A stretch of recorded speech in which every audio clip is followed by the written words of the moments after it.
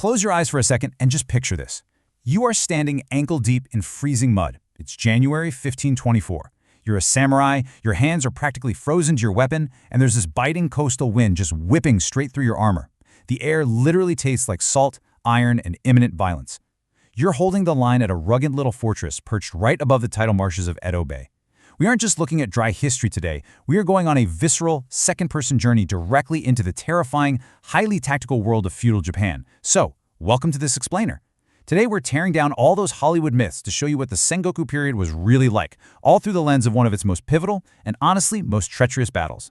Right off the bat, I want to drop you into a pretty crushing scenario. Imagine you've just barely survived a horrific, bloody melee against the invading Hojo clan.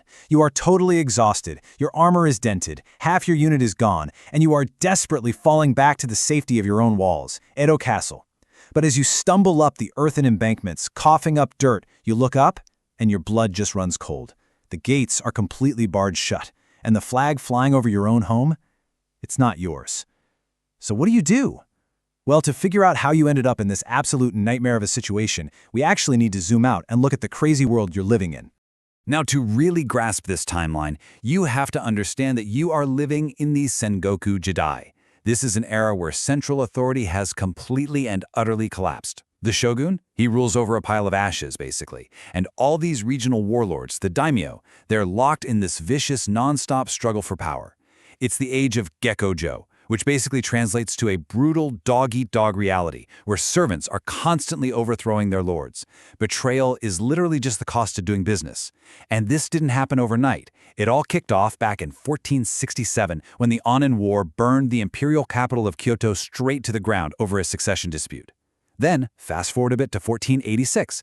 The brilliant architect who originally built Edo Castle, a guy named Ota Dokan, is assassinated by his own paranoid lord. Keep that date in your back pocket, because that is a deeply buried seed of vengeance that is going to directly cause your downfall.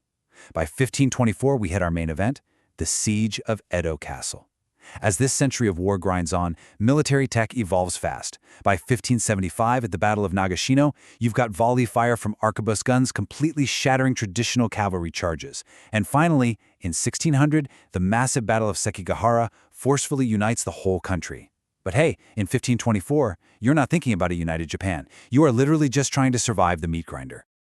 If you actually want to survive this era, you have to completely strip away the pop culture myths. You know the cinematic illusion, right? The lone, honorable swordsman dramatically dueling with a katana in the gleaming sunlight? Yeah, scratch that. The gritty historical reality is vastly different. War in the 1520s is an industrialized machine. You are not out there fighting solo. You are packed in shoulder to shoulder with massed infantry called ashigaru, operating in incredibly dense, coordinated formations. You're fighting as a disciplined wall of steel and wood, not as a lone wolf.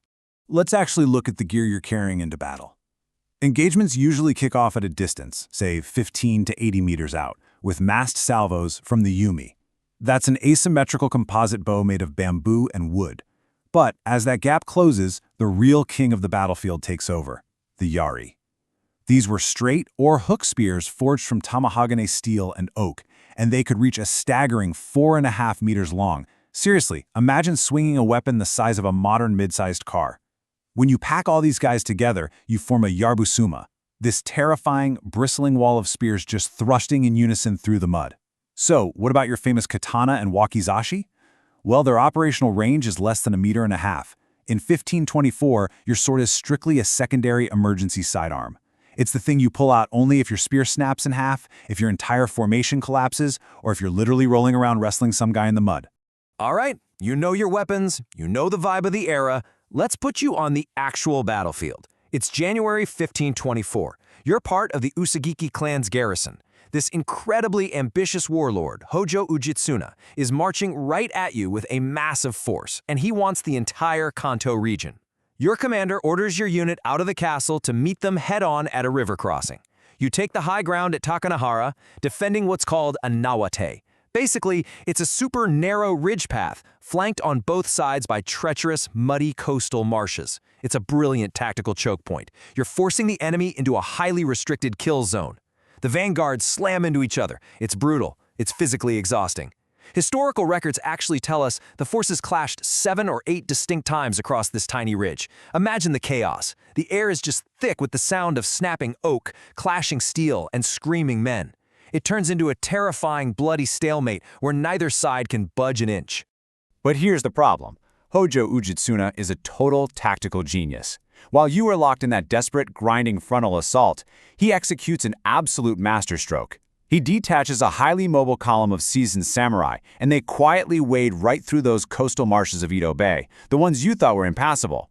Then, boom! A sudden, multi-directional, devastating charge tears right into your completely unprotected rear. The shock is immediate. Your Yaribasuma spear wall completely shatters. The Uesugi lines break in sheer panic. The order is given to retreat, and it immediately devolves into a chaotic, uncoordinated sprint just to stay alive.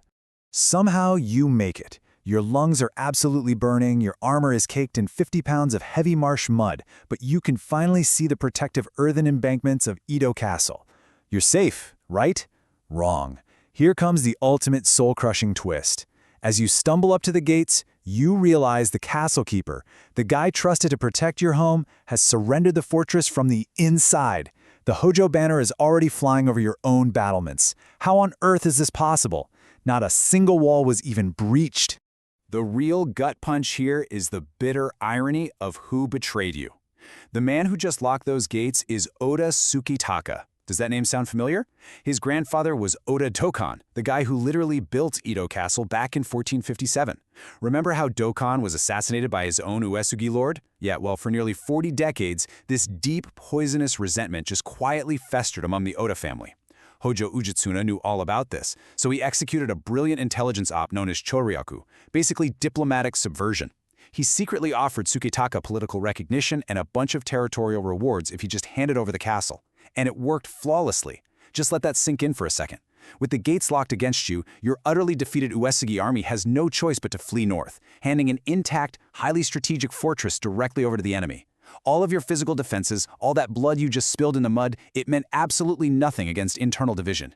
From the literal ashes of that 1524 betrayal, we are going to fast forward to 1590. The great unifier of Japan, Tokugawa Ieyasu, is handed control of the Kanto region. And out of everywhere he could go, he chooses this exact site, this tiny, insignificant fishing village with a deeply blood-soaked history, to build his ultimate geopolitical masterpiece. To understand why Ieyasu succeeds where everyone else failed, you really just have to look at this famous Japanese proverb. It says, Oda Nobunaga was a brutal conqueror. Toyotomi Hideyoshi was a charismatic diplomat. But Ieyasu? Ieyasu waits. The man possessed unparalleled patience and cunning. After winning the monumental Battle of Sekigahara in 1600 and becoming shogun, he didn't even pack up and move to the traditional capital of Kyoto. Nope. He stayed right there in Edo, patiently building an unstoppable power base that would lock in his family's absolute rule for over 2.5 centuries. And he locked in that dominance through sheer, mind-boggling architectural genius. Working closely with his architect Todo Takatora, they designed what's known as the spiral moat system. See, European castles are typically built as closed loops, kind of like a donut. But Edo Castle's moats and canals were dug in a unique clockwise spiral, much more like a snail shell. This brilliantly allowed for the continuous, theoretically infinite expansion of both the castle and the surrounding city, perfectly utilizing all the natural rivers and valleys. It wasn't just a static fortress, it was a living mechanism explicitly designed to eternally expand. But here's the million-dollar question. How do you actually pay to build the largest castle in history? Well, you don't. You make your enemies pay for it. Ieyasu initiated this system called Tenkafushin. He basically ordered rival daimyo lords from all across Japan to supply the labor and the materials. It required a staggering 3,000 stone ships just to transport these massive multi-ton boulders across the sea from the coast of Izu. By forcing his rivals to fund this monumental construction project, he financially bled them entirely dry. He made absolutely sure they could never, ever afford to rebel against him. It was just a brilliant, ruthlessly dark method of absolute control. And when you look at the final specifications of this fortress, they are truly staggering. The outer moats spiraled out for an incredible 16 kilometers. To even get inside, you had to pass through one of 56 heavily fortified Mazagata-style gates. These were basically kill boxes, specifically designed to trap attackers in a brutal crossfire. The main keep, it towered 44 meters. That's 144 feet high. It wasn't even meant for combat. It was purely built to project the awe-inspiring, godlike authority of the shogun across the entire Kanto plain. The retaining walls alone contain between 1 and 2 million massive stones, and get this, many of them still bear the carved crests of the rival lords who were forced to haul them there. Plus, under the advice of a monk named Tenkai, Ieyasu even laid down a spiritual grid. He placed temples strategically to the northeast and southwest to block evil spirits on what they called the Onamon, or the Demon Gate. Literally every single stone, every gate, every temple, it was all a calculated mechanism of Tokugawa dominance. The ripple effect of this monumental construction was an unprecedented population explosion. Look at these numbers. In 1590, Edo was a sleepy little village of maybe 5,000 people. By 1650, fueled by the mandatory presence of all these samurai lords and their massive retinues, it swelled to 300,000. And it just kept growing. Even after the catastrophic Great Fire of Meireki in 1657, which completely destroyed the main keep and tragically killed nearly 100,000 people, this city didn't stop. By 1720, Edo's population hit 1 million. Because of this spiraling fortress, Edo had literally become the largest, most populous city on planet Earth. Let's just step back for a second and look at the grand, sweeping arc of history here. The Tokugawa Shogunate ruled from this stone ship in relative peace all the way until 1868. When the Meiji Restoration finally overthrew the samurai class, something of a miracle actually happened. Thanks to some incredible negotiations between brilliant leaders on both sides, this immense, impenetrable fortress of Edo Castle was surrendered entirely without a fight, completely bloodless. Edo was renamed Tokyo, the eastern capital, and this very fortress transitioned seamlessly into the modern Imperial Palace. Which really leaves us with this final, truly provocative thought. How does a site that was born of ultimate betrayal, of grueling, mud-soaked melees at Takanohara, of deep, poisonous generational revenge, how does that exact spot transform into the peaceful, pulsating heart of the world's largest modern metropolis? It's a staggering legacy, isn't it? The mud and the betrayals of the Sengoku era directly forged the Pax Tokugawa, they laid the blueprint for modern Tokyo, and they shaped the resilient spirit of Japan itself. Thank you so much for joining me on this explainer. Keep questioning those myths and always keep exploring the history beneath your feet.